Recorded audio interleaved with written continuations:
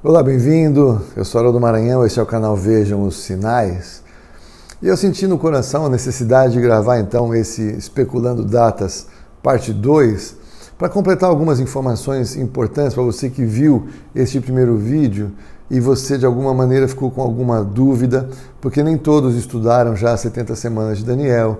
Alguns dos conceitos que eu falo às vezes que para mim são tão já fazem parte, do meu dia a dia, eu quero ser um pouco mais claro com eles, para contribuir com os seus estudos, Então, as 70 semanas de Daniel, a profecia das 70 semanas de Daniel, que está em Daniel capítulo 9, todo o final do capítulo, depois eu vou deixar de novo os versículos aqui para você acompanhar, é uma profecia em que Daniel está falando de semanas de anos, ou seja, ele está falando de 70 semanas, ou seja, são 70 vezes 7 anos, ou seja, está falando de 490 anos.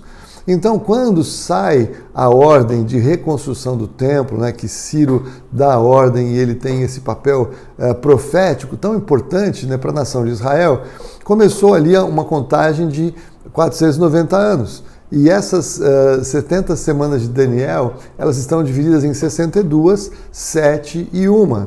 Então havia uma quebra para que os estudiosos, quando olhassem para aquela quantidade de anos, tivesse a convicção de que, eventualmente pode ser que aconteça alguma coisa e que tenha alguma quebra nos anos. Quando passa 62 e 7 semanas, então, eles já tinham visto que havia uma continuidade no ciclo do tempo e tinha, então, a última semana faltante. Por isso que minha maneira de ver, quando os magos aparecem no palácio de Herodes, como eu falei no vídeo anterior, procurando de alguma maneira o rei que nasceu, primeiro, uma coisa que eu gosto sempre de falar, que é uma provocação, e você me perdoa, você que me acompanha já sabe. Agora você imagina o seguinte, a gente vê aí na cultura, na tradição, os reis magos, então, são 3. A Bíblia diz que eles não eram reis, eles não eram 3. O que acontece é que eles tinham 3 presentes: ouro, incenso e mirra. Quando você coloca esses caras naquela estrebaria, você coloca com um presente bem pequenininho, porque era um lugar horroroso, tudo assim, coisa onde os animais comiam. Então, eles podiam dar qualquer coisa para Jesus, porque afinal de contas, Jesus nasceu pobrezinho em Belém. Sei. Mas agora, quando você imagina que eles foram para o palácio, eles não levaram uma coisinha assim, levaram tesouros para presentear o filho do rei que nasceu. Então, quando eles vão depois, provavelmente de 1 ano ou 2 anos, eles chegam em Belém, talvez 1 ano, eles encontram Jesus, José e Maria em uma casa e não mais na estrebaria. Então, aquele presente foi útil, eu creio, para o sustento de Jesus, para José e Maria fugirem com Jesus para o Egito. Enfim, essa é outra discussão, mas eu gosto de fazer algumas provocações para a gente ver o que a gente crê. A gente lê o que está escrito na Bíblia de verdade, a gente recebe muitas coisas da tradição religiosa e muitas vezes nos confunde o pensamento. Por exemplo, o fato de que os magos nunca estiveram no presépio ou na estrebaria junto com os pastores e junto com Jesus bebê e junto com os animaizinhos, é uma coisa importante para você ver como você lê a sua Bíblia. Você presta atenção no que você lê, você avalia os textos realmente pelo que está escrito, ou você recebe um monte de pressupostos, de cultura que te atrapalham a leitura. Bom, o fato é que quando os magos chegaram no palácio e Herodes, apavorado, chama ali os magos e que apontam para Miqueias, veja que aqueles estudiosos de Israel, aqueles anciãos, eles perceberam que algo de extraordinário havia acontecido em Belém. Tanto é que magos, pessoas que tinham uma formação de astronomia, conseguiam observar os céus, conseguiam entender o que estava acontecendo. Eles saíram da sua terra, viajaram um grande tempo, meses de viagem provavelmente, porque se Herodes decidiu matar as crianças, os meninos menores de 2 anos, veja então a viagem deles até Jerusalém, de Jerusalém até Belém, aí eles não voltam para Jerusalém para falar para Herodes, que Herodes falou, olha, depois me fala onde que ele nasceu para eu ir lá adorá-lo. Sei. Os anjos avisaram os magos e os magos não voltaram pelo mesmo caminho. Então Herodes fez uma conta, então tinha ali um lapso de 2 anos para ele ter uma margem de segurança de que ele teria certeza que matou o Messias. talvez os estudiosos pudessem pensar assim, mas será que morreu? Será que morreu? É uma passagem muito triste que Raquel chora pelos seus filhos que já não existem mais, aquela tragédia da morte, né, dos pequenos.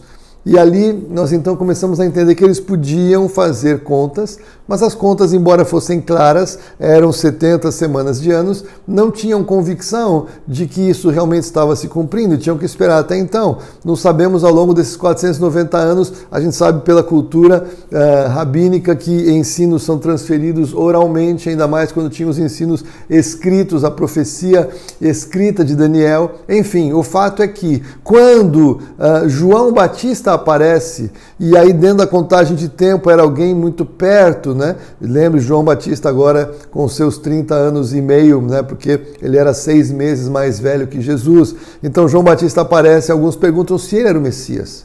Quando Jesus aparece e quando João Batista é preso, João Batista, eu imagino que ele ficou em conflito, ele está preso, imaginou que ia ser morto, como efetivamente o foi. Ele manda seus discípulos perguntarem para Jesus: olha, Jesus, você é você mesmo, nós temos que esperar outro? Ou seja, o Senhor é o Messias mesmo ou não é mais e temos que esperar? O que está acontecendo? Um conflito, eu imagino o conflito e o confronto de João Batista no cárcere. O fato é que algumas vezes os discípulos falam, é você mesmo, é o Messias, né? O próprio Pilatos, ele fala, você é o Messias? Fala mesmo, quer dizer, ou seja, eles tinham aquela dúvida. Eles tinham, parecia extraordinário demais eles estarem vivendo nos dias do Messias, profetizado tantas vezes no Velho Testamento pelos profetas, e ali agora na contagem de anos parecia que estava perto, faltavam 7 anos, então eles estavam acompanhando a vida de Jesus. Será que ele se enquadraria? Afinal de contas, eles tinham ouvido falar que havia nascido 30 anos antes, talvez em Belém, alguém que combinava com essa descrição de ter nascido um nascimento sobrenatural. E veja, tudo isso traz uma nuvem de dúvida, com uma expectativa de certeza, com uma clareza de textos, com uma dificuldade talvez emocional de falar, não é possível que nós estejamos vivendo nos dias do Messias. E aí quando eu trago para os nossos dias, eu já falei aqui acerca do fato de que nós estamos no fim do 6º milênio, 6 dias como 1000 anos, 6.000 anos, o reino de Jesus, o reino milenar, 1000 anos de reino logo adiante, combina com o 7º dia da criação, quando o Senhor descansou sobre a sua obra das suas mãos. Então nós temos 7.000 anos de história da humanidade, estamos no fim do 6º milênio. Falei também acerca de Jesus, falar acerca do 3º dia, Oséias fala acerca do 3º dia, Jesus morreu e ressuscitou o 3º dia, 3 dias são o 3º dia a partir de Jesus, então 2 dias, 2 milênios é o que nós temos neste momento já cumpridos, não é? Depois que Jesus foi embora, 2000 anos já se passaram, e então nós podemos imaginar que amanhã do 3º dia, no início do 3º dia, ele se levantará, estaremos diante dele. Veja, muitas coisas combinam nessa simetria bíblica para a gente especular que nós estamos perto, não é? Aí essa questão que eu coloco para vocês das 70 semanas de Daniel, a última semana para se cumprir.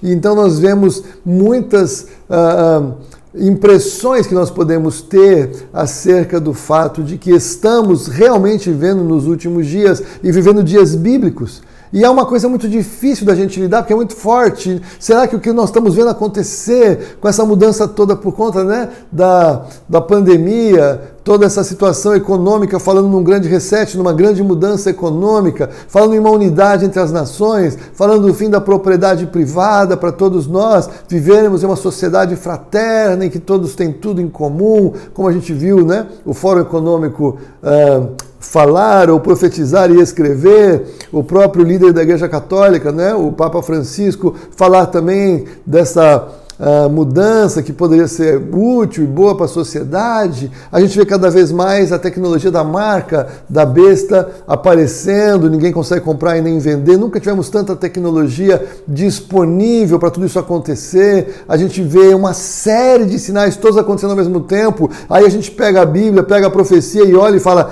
não é possível que seja no nosso tempo. Não pode ser assim. Deve ser daqui a mais tempo, não deve ser agora. Então esse conflito de olhar para as evidências evidências e não crer no que está diante dos nossos olhos, porque parece estranho demais nós estarmos vivendo em dias proféticos. Eu creio que é exatamente o que aconteceu com os estudiosos nos dias de Jesus. Eles não podiam crer que era real, que eles estavam vivendo na época do Messias. O Messias esteve diante deles. Muitos deles olharam nos olhos do Messias e não o reconheceram como tal. E é por isso que o Senhor chora sobre Jerusalém. Não reconheceram os dias da sua visitação. E é isso que vai acontecer em algum momento, logo mais adiante de nós. Muitos cristãos nominais que estão vendo os sinais, estão vendo que Jesus está às portas, estão vendo que tantas coisas vão acontecer depois que vier o arrebatamento da noiva, quando estiverem deixados aqui na grande tribulação, deixados para trás, vão chorar, vão se lamentar, porque não reconheceram os dias da sua visitação. Da mesma maneira,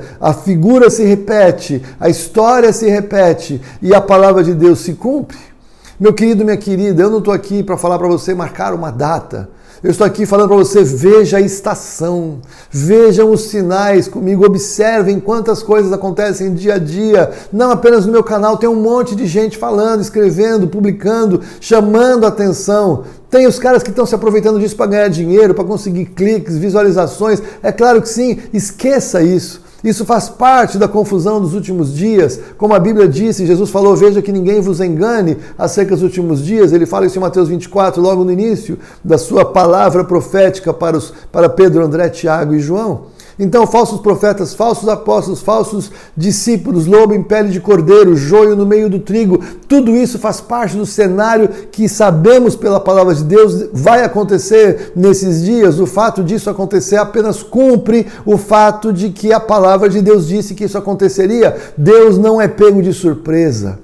O diabo não vai fazer o que ele quiser, vai fazer o que Deus permitirá que ele faça. O anticristo não vai fazer o que ele quiser, vai fazer o que Deus permitirá que ele faça. O fato é que o Senhor reina. Mas você enfrentar essas dificuldades, esta opressão, esta oposição que estamos vivendo, faz parte do contexto dos últimos dias. Não é novidade, não é surpresa. Deus não perdeu o controle. Então, meu convite para você é, veja os sinais. Perceba que nós estamos chegando cada vez mais perto daquele dia. Quanto tempo? Não sei. O fato é que a estação está clara, os dias estão claros, o cenário cada vez mais claro, os ingredientes cada vez mais claros, a cenografia toda preparada, tudo vai ficando cada vez mais claro diante dos nossos olhos. E eu oro para que você e eu tenhamos ouvidos para ouvir, olhos para ver e coração para entender e estar preparados para encontrar com o Senhor naquele dia. Nós esperamos isso há muito tempo. Eu espero isso há anos. Que dia glorioso. Que nós possamos estar atentos para estar preparados em nome de Jesus. Deus abençoe.